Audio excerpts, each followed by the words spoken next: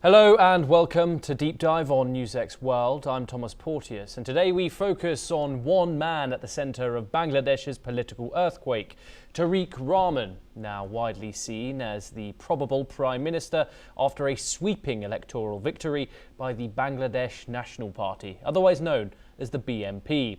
This is a story of political legacy, exile, controversy and a comeback that could reshape South Asia's political map. Let's take this step by step. First of all, who is the man, Tarique Rahman? He is the acting chairman of the BNP, one of Bangladesh's two dominant political parties. He is the eldest son of the former Prime Minister Khaleda Zia and the late President Ziaur Rahman, who founded the Bangladesh National Party. Politically, he represents the second generation of BNP leadership. For years, he was viewed as the party's heir apparent, the face of its future. Now, during the early 2000s, when the BNP was in power, Tarique Rahman emerged as a powerful figure within the party structure. Supporters saw him as an organizer who modernized party machinery and expanded youth outreach. Critics, however, accused him of wielding influence without holding formal government office. His political identity has always been intertwined with the BNP's broader ideology: nationalism, sovereignty, and a strong executive government. Second, why was he in self-imposed exile? Well, in the years of 2007 to 2008, Bangladesh entered a period of political turmoil under a caretaker government backed by the military. During that time, Tarique Rahman was arrested on corruption and other criminal charges. After months in detention, he was released on bail and left for London in 2008.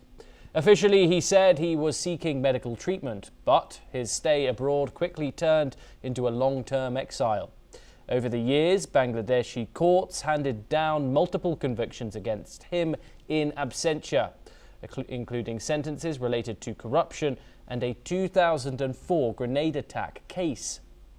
His supporters maintained that these cases were politically motivated, a strategy by the ruling at the time Awami League government led by Sheikh Hasina to sideline a powerful rival. From London, Tarique continued to lead the BNP as acting chairman.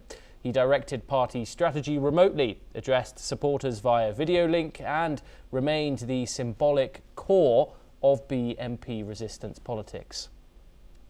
For nearly 2 decades, his absence from Bangladesh was both a legal and political flashpoint. He finally returned to Bangladesh at the end of 2025 to his ailing mother, former Prime Minister Khaleda Zia, who passed away later.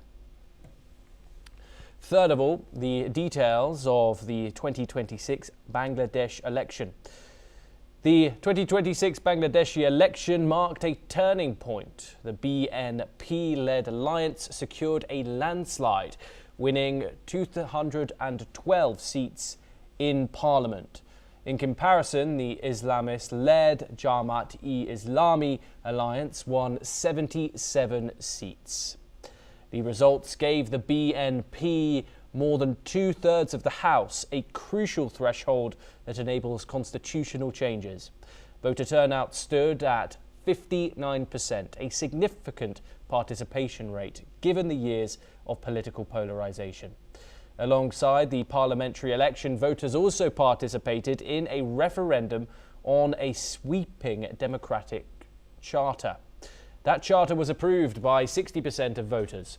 The twin outcome, a supermajority in Parliament and a referendum mandate, which gives the BNP a powerful governing platform. Fourth, key priorities of the BNP and Tarique Rahman himself. With a sweeping mandate, the Bangladesh Nationalist Party has anchored its agenda in its 31-point state reform outline, a blueprint for structural, political and economic transformation. Let's break it down clearly. First, democratic reform. The BNP has pledged constitutional reconstructing, restoration of checks and balances, and the possible return of a non-partisan caretaker system to oversee future elections. A constitutional reform commission and National Reconciliation Commission are proposed to address political polarization. Second, the rule of law and accountability. The party promises judicial independence, revival of oversight bodies, and an end to enforced disappearances and extra to judicial actions. Anti-corruption charges and reforms and stronger transparency mechanisms are also central to this pledge. Third, an economic reset. The BNP plans an economic reform commission to tackle inflation, unemployment and inequality. The focus includes support for farmers, fair crop pricing, industrial revival, youth employment programs and expanded social protection schemes such as family and farmer assistance cards. Fourth, health, education and youth. The party proposes universal health coverage, higher public health spending, skill-based education, reforms and structured youth employment initiatives.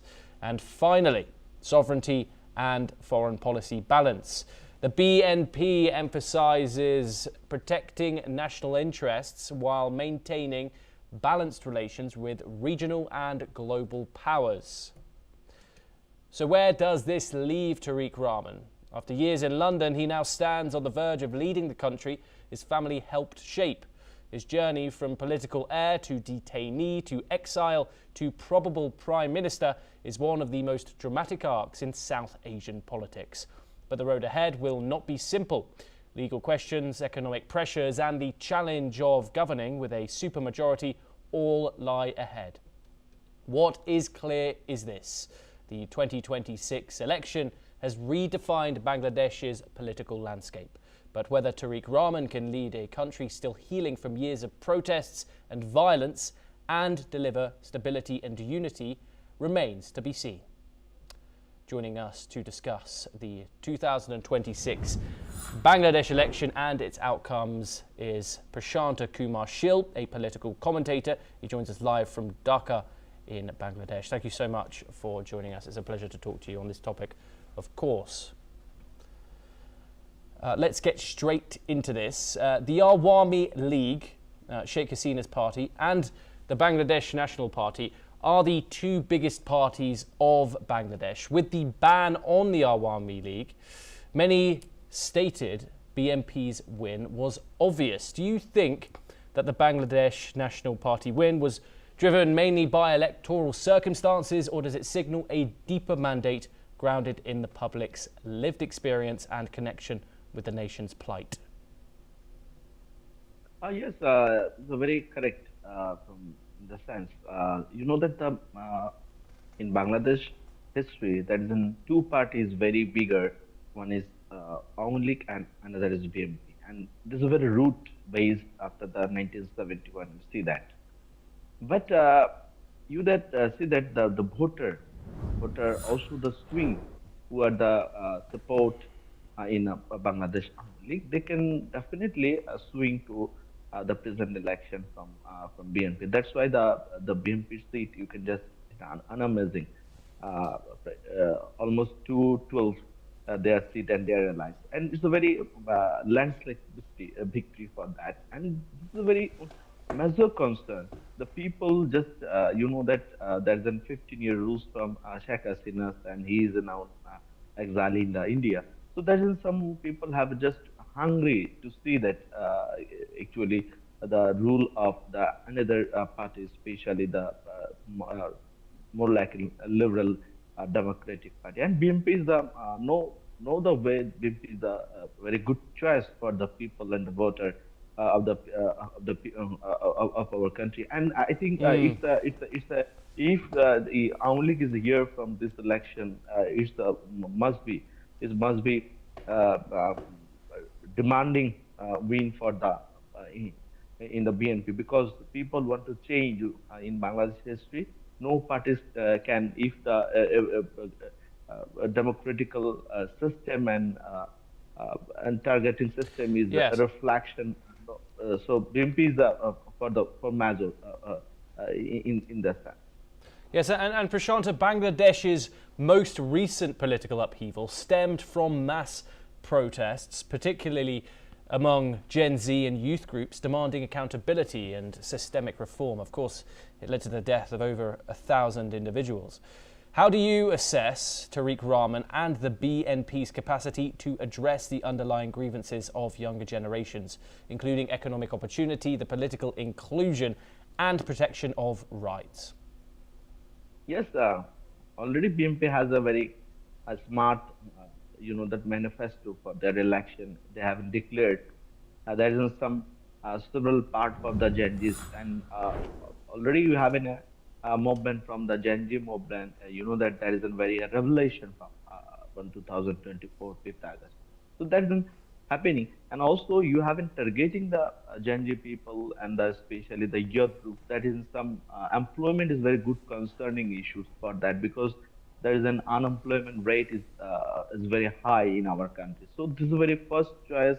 You have the employment issues, and also the moment is start from quota or merit. So this is a very crucial question. From you having to declare the working your environment as a merit, not for the quota system. So this is very interesting, and also you know that the mass people and also the young generation and women a part of the world in our country. So that is a three combination. You have to drive in the steering seat, not for the particularly one arena, but also touch the 3-1 in one vessel. If you do in calculate in very sophisticated way, and that is your government is more sustainable for that particularly. So you can just and I think Mr. Tarique Rahman is a long time he is in London, and he know that very well and set up, and he have a very good moderate situation and know the what is happening in the world, and just he can connect it and every terms and terminology. I think he's a very sophisticated to young generation to touch the pulse, and also Yes. Tariq Rahman daughter Jaima Rahman is here, so having already communicate the young generation the touch what's the happening, what's the crucial, what is the needs and everything. I think it's a very no doubt he can do perform his best because he have he have in a very good directions and having good experience for that. So this is very advantage, get advantage for his political career. Indeed. And of course, something that's been dominating headlines, certainly this side of the border, recent reports documented a sharp rise in attacks on Hindu minorities and other minorities in Bangladesh, including several murders and widespread communal violence ahead of the 2026 election. Will Tarique Rahman's government implement to protect religious minorities and ensure their full constitutional rights and safety? Yes, it's a very big challenge for the Mr. Rahman. And you know that the history of Bangladesh, the minority, when is the vote is completed or pre-voting, there is some target, the first target, the minority one. So minority Hindus very vulnerable for this election and pre-election procedure. I think Mr. Tariq Rahman, even knows for that, because he's already I mentioned he's in a long time in London. So this is very first priority, and we see that this election there's been several attacks from the minorities houses and their lives. So it's very challenging and very much equally crucial for this his political career. I think if he maintain that kind of minority and nursing and everything, he will be must be a very popularized for the people of Pulse. And also there's a very interesting point that minorities Hindus in the present time they have been just voting directly the Mr. Tariq Rahman. They depend that thing other the political party is very safe for the BNP, and that's why people are Hindus are just getting in front of the line and just giving their vote. And I think it's a very interesting part of the history of the Bangladesh, and they have to know the changing the habit, and that's why it must be a very good commanding thinking if you do for the best time for the minorities Hindu, Yes. because this is a very high time. You can just and I think Mr. Rahman is do his best for that. And Prashanta, just to finish our conversation, the man of the moment has spent 2 decades living abroad and leading the Bangladesh National Party from London. How will Tarique Rahman bridge the gap with ordinary Bangladeshis on the ground, particularly younger voters whose political aspirations were shaped during his absence? Yes, that is, that the Bangladesh politics in the past, there is some dirty instance. They have been very personal attack, something here, very tough to actually adjusting. I think Mr. Tariq Rahman is little bit younger for that. His age is 58.